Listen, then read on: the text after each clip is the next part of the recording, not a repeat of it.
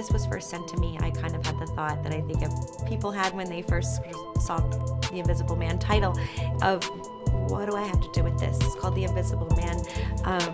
Yet they're telling me I'm the lead character, so how does that work? Am I invisible? And then I read it, and I realized that it was this not only incredibly scary, entertaining, nail-biting thriller, but it had this incredible character piece at the heart of it.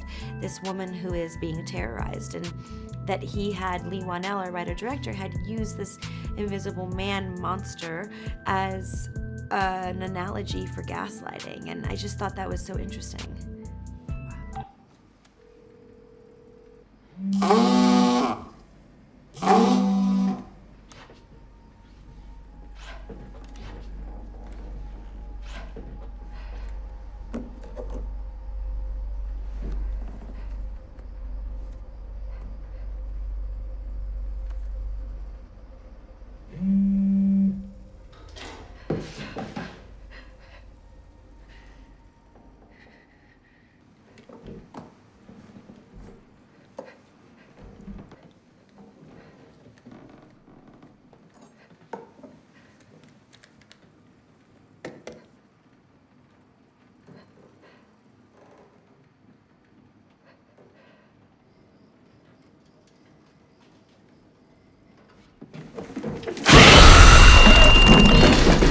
One of the things Lee and I talked about when we first talked was we were like, we really need this movie to be scary.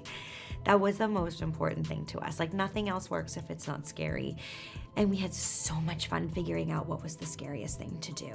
So we would block out or rehearse a scene, and we'd be like, ooh, and then it'd be super cool if then the door opened and then it shut, and then I'll turn and I'll look and it'll happen behind me, and we just would come up with stuff that we thought would be scary if we were watching the movie. Or we'd do a take and I'd be like, I think that if you let that go a little bit longer and just draw it out as much as possible, the audience is gonna be on the edge of their seat. So it was really fun to kind of just enact what we wanted to see.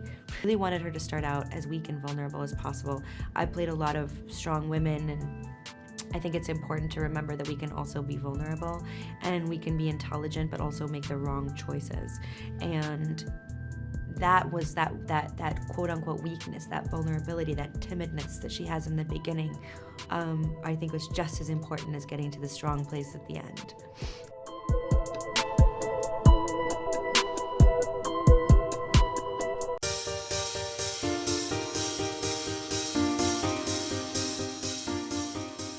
Do you realize where we are? No. Look around, man.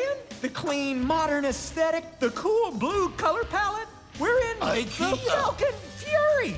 Did you say IKEA? Nope, I said Falcon Fury, just like you. Gentlemen, welcome aboard. I'm Dee Dee Skies, pilot of the Falcon Fury. Follow me. Who sent those robots? It's this guy named Dick Dastardly. He's trying to... you. SCOOB, somebody thinks we're important enough to... It's nice to be wanted. I hear that. I played Shaggy, and he's kind of like he's always been in this film. Kind of lazy, lovable,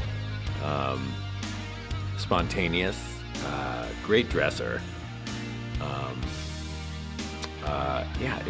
What an honor to get to play Shaggy. It certainly was nerve-wracking because it's just such an iconic character. The voice of Shaggy is I would get in my head about it because it's such an iconic voice that I didn't want to screw it up. So what do you say we get out of Middle Earth and go get my always snacking, never lacking, often napping dog back?